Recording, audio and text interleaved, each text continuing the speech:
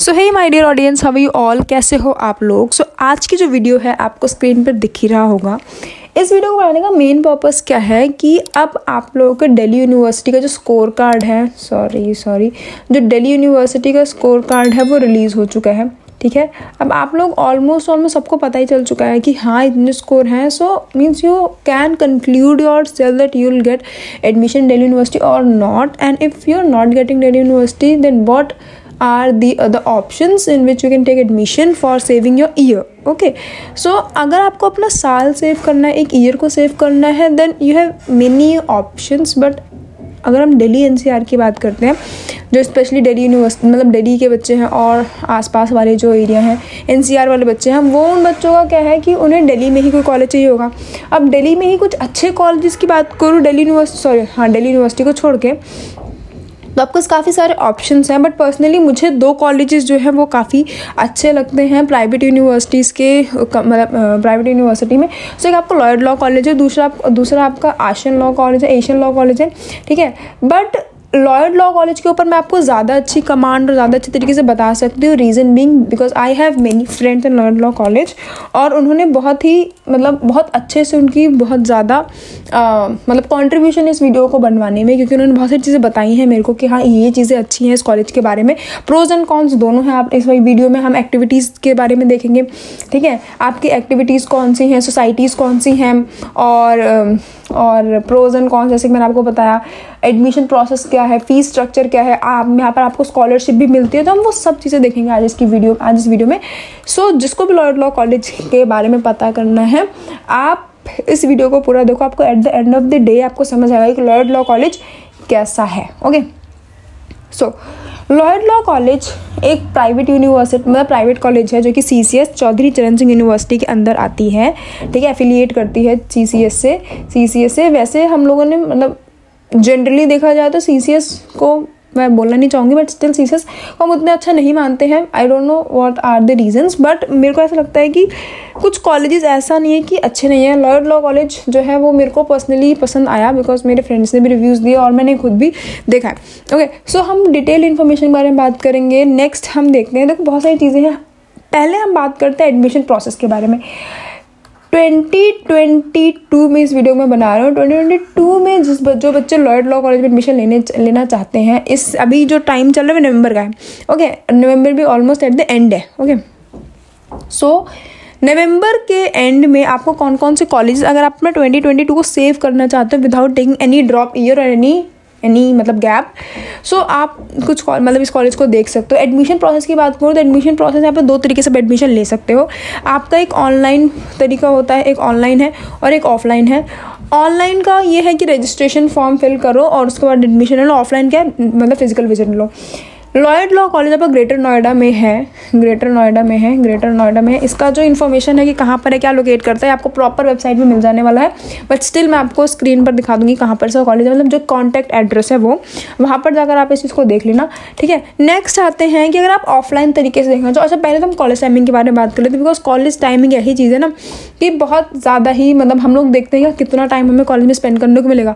दो रीज़न है, या तो आप मस्ती मारने के लिए ले रहे हो, इंजॉय करने के लिए आप कॉलेज लंबा चाहते हो, और या फिर किसी और रीज़न से, फिर आपको नेगेटिव पॉइंट भी दिख रहा होगा कि इतना लंबा कॉलेज है।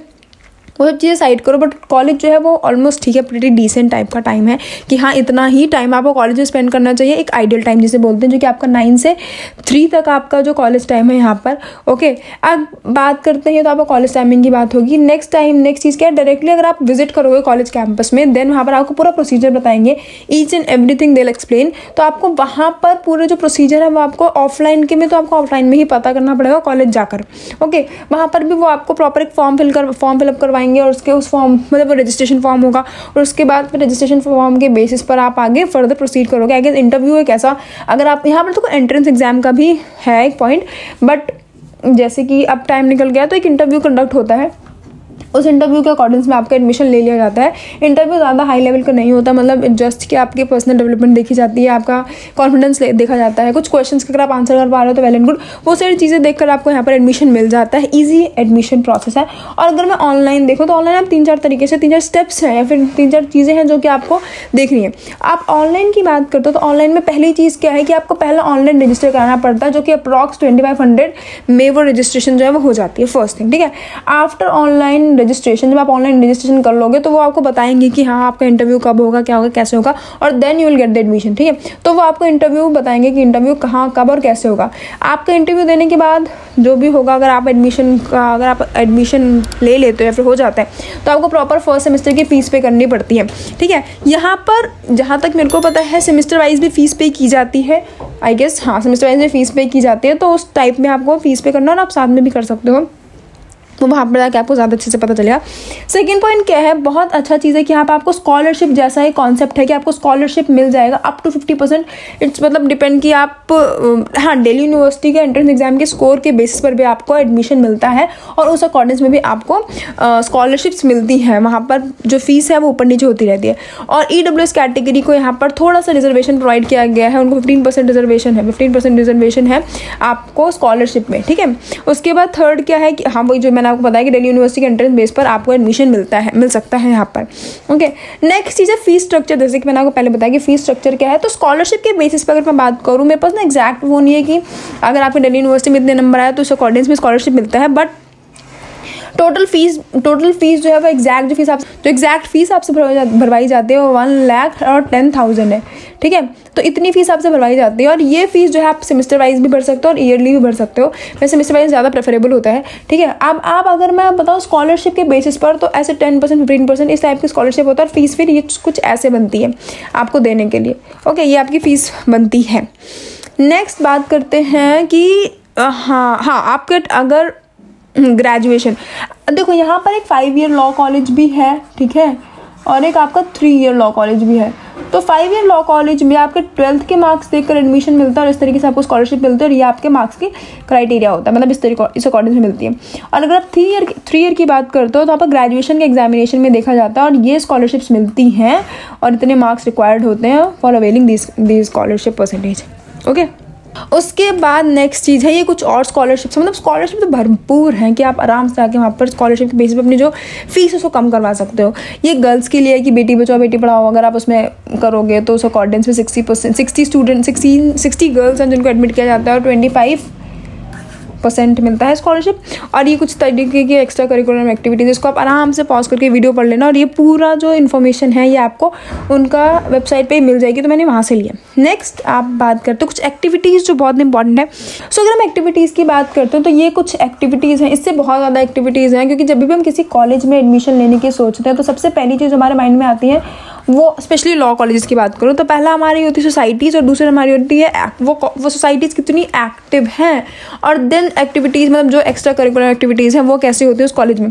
तो यहाँ पर एक्स्ट्रा करिकुलर तो ठीक है, बट यहाँ पर कुछ चीज़ें हैं जैसे कि आपको फेस्ट होता है, दिवाली मेला होता है। रिसेंट में दिवाली मेला बहुत अच्छा हुआ था, दिवाली मेला स्मॉल प्रोग्राम जो कि कभी कभार मतलब वीकली मंथली कंडक्ट कर दिए जाते हैं। इंटर्नशिप प्रोग्राम्स चलते, internship by god, internship Lloyd law college की जहाँ तक मैंने सुनी है, मतलब अच्छी डिसेंट इंटर्नशिप आपको आपके जितने आपको कैपेसिटी है, जितना आप इन्फॉर्मेशन है आप लोगों के पास, उस अकॉर्डिंग में आपको इंटर्नशिप मिल जाती है। अच्छी इंटर्नशिप मिलती है आपको लॉ कॉलेज में।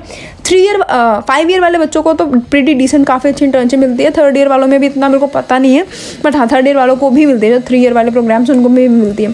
सोसाइटीज़ 5th पॉइंट की बात करें तो बहुत नॉर्मल जो सोसाइटीज़ है, मूड कोर्ट सोसाइटी है। यहाँ पर सबसे इंपॉर्टेंट है यार, आप किसी भी कॉलेज में हो, किसी भी कैंपस में, किसी भी यूनिवर्सिटी में हो, अगर आप लॉ कॉलेज में हो, फर्स्ट ईयर में क्या होता है कि हमें ज़्यादा पता नहीं होता, बट सेकंड ईयर में आकर मतलब फर्स्ट ईयर तक अगर आपने ले लिया तो वेल एंड गुड, नहीं लिया है तो सेकंड ईयर में तो मतलब ले ही लो। मूड कोर्ट सोसाइटी कैसी सोसाइटी है जिसमें हर एक लॉ स्टूडेंट को एक, देखो आपको अपने 3 ईयर टाइम स्पैन में 3 ईयर और 5 ईयर के टाइम स्पैन में आपको एटलीस्ट 2 to 3 मूट करने चाहिए मेरे अकॉर्डिंग्स में, ठीक है। तो उन अकॉर्डिंग्स में आपके पास बहुत ज़्यादा आपके पास अपॉर्चुनिटी होती है, तो आपको करना चाहिए। और अब कैसे मिलेगी आपको? मूड कोर्ट सोसाइटी को ज्वाइन करने के बाद ही मिलेंगी, राइट।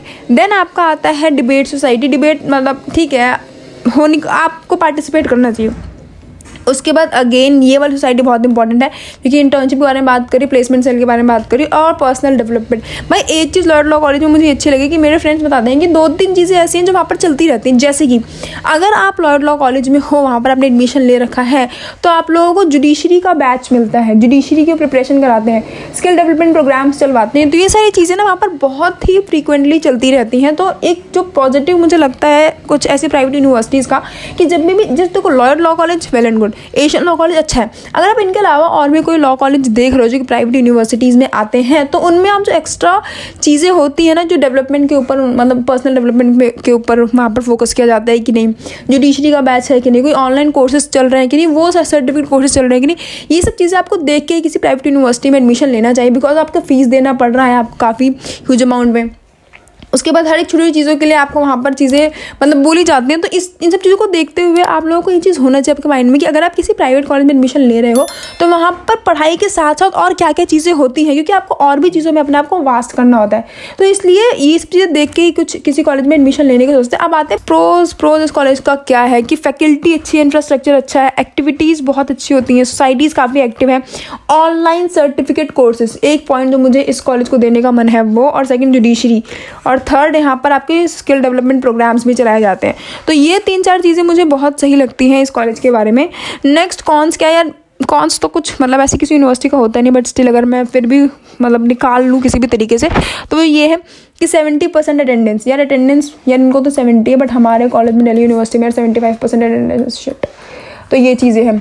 ओके, देन फीस इतनी है, ठीक है, फीस ऐसा कुछ नहीं है। हाँ, स्कॉलरशिप वाला एक जो पॉइंट है वो ये है कि स्कॉलरशिप आप लोगों को फर्स्ट ईयर में मिलती है, और अगर आपको आगे उसको कंटिन्यू करना होता है तो आपको वहाँ पर बोलना पड़ता है, मतलब वहाँ पर और कोई प्रोसीजर फॉलो किया जाता है, ठीक है। और अगर आपने फर्स्ट ईयर में स्कॉलरशिप आपको मिलती है, फिर आप उसको आगे नहीं करते तो आपको 1,10,000 फीस पे करनी पड़ती है। मतलब ये ओवरऑल इतनी फीस ही है इनकी। और मिनिमम मार्क्स आपको किसी सेमेस्टर को या फिर किसी सेमेस्टर के एग्जाम को निकालने के लिए 34 चाहिए होता है, जो कि कोई कॉन्स नहीं है, चौके की इतना तो होना चाहिए, ठीक है। अगर आपने फीस टाइम पर नहीं दी है तो आपको पेनल्टी मतलब फेस करनी पड़ती है, कुछ होता है वहाँ पर कि अगर आपको इस टाइम पर फीस पे करने और आप नहीं करते तो आपको उसके जगह एक्स्ट्रा फीस मतलब उसके साथ एक्स्ट्रा फीस पे करनी पड़ती है, ठीक है। और अगर आपने कोई भी क्राइटेरिया फुलफिल नहीं किया है अपना स्कॉलरशिप को, तो ऑब्वियस बात है वो नहीं मिलता। मार्क्स भी एक इशू है, मतलब पता नहीं क्या ये, ठीक है। नेक्स्ट आते हैं सिलेबस के ऊपर। मैंने आपको हर एक चीज़ मैंने बताया ना कि लॉयड लॉ कॉलेज के ऊपर मैं आपको बहुत अच्छे से वीडियो बना के दूँगी, तो वो यही है। सिलेबस क्या है लॉयड लॉ कॉलेज का, वो ये कि आपको वो ये अगर हम 3 ईयर की बात करें, बिकॉज हम लोग स्पेसिफिकली 3 ईयर कोर्सेज के बारे में ही बात करते हैं, तो ये कुछ सब्जेक्ट हैं आपके लॉयड लॉ मतलब सिलेबस है उनका, ये देख लो। इससे आपको मतलब वीडियो पॉज करके इसको देखो, इसमें कौन कौन सी चीज़ें हैं, और यही आपको सब्जेक्ट पढ़ाए जाएंगे जो कि हर एक लॉ कॉलेज में पढ़ाए जाते हैं। नेक्स्ट, हॉस्टल फैसिलिटी भी बहुत अच्छी है। ये उसके फीस के मतलब इसके चार्जेस हैं, बॉयज़ का अलग और गर्ल्स का अलग, तो वो देख सकते हो। नेक्स्ट, अब हम आते हैं कुछ सुंदर सुंदर पिक्चर्स के ऊपर, जिससे आपको इनका इंफ्रास्ट्रक्चर पता चलेगा कैसा है। तो ये उनका साइबर लैब है जो कि बहुत ही वेल मेंटेन है। देन ये आपकी लाइब्रेरी है, ये आपका मूड कोर्ट हॉल है। ये आपको सोसाइटी, मैंने कहा हर कॉलेज में मूड कोर्ट सोसाइटी होती है और होनी चाहिए, अगर आप एक लॉ स्टूडेंट मतलब लॉ कॉलेज में जा रहे हो तो होती है, और वहाँ पर हर बच्चों को परफॉर्म करना चाहिए, ठीक है। उसके बाद नेक्स्ट PDF ही ख़त्म। तो यहाँ तक होती है आपके लॉयड लॉ कॉलेज के बारे में सारी इन्फॉर्मेशन ख़त्म। इसके बारे में अगर आपको कोई भी डाउट है तो गाइस प्लीज़ कमेंट बिलो, मैं उसका आंसर ज़रूर करूँगी। और हाँ, तो जो नेक्स्ट वीडियो है वो आई है आपके एशियन लॉ कॉलेज के ऊपर, और उसमें लगेगा थोड़ा टाइम, बिकॉज उसके लिए मुझे प्रॉपर टाइम चाहिए। अभी अगर आप लोगों को लगता है कि जिस कॉलेज में आपको एडमिशन लेना है, जिस गवर्नमेंट कॉलेज में आपको एडमिशन लेना है, और you don't want to waste your year, और कोई भी वेस्ट टाइम नहीं चाहिए, तो आप किसी प्राइवेट कॉलेज में एडमिशन ले लो जिसमें ये सारी फैसिलिटीज़ हैं। इसके अलावा भी और बहुत सारे कॉलेजेस हैं, तो वहाँ पर भी आप देख सकते हो, और उन कॉलेज में आप एडमिशन ले लो और आप टाइम वेस्ट मत करो। और अगर आप ड्रॉप ईयर लेना चाहते हो तो आप अदर चीज़ें ढूंढो कि हाँ, अगर मैं ड्रॉप ईयर ले रही हूँ या ले रहा हूँ तो कौन कौन सी चीज़ें जो मैं कर सकता हूँ या फिर कर सकती हूँ उस ड्रॉप ईयर के टाइम में। ओके, सो गाइज इस वीडियो को मैं यही एंड करती हूँ। Till then bye bye. और वीडियो एग्जिट मतलब वीडियो ख़त्म करने से पहले like, share and subscribe please. Okay, so मिलते हैं और किसी वीडियो में। Till then good bye.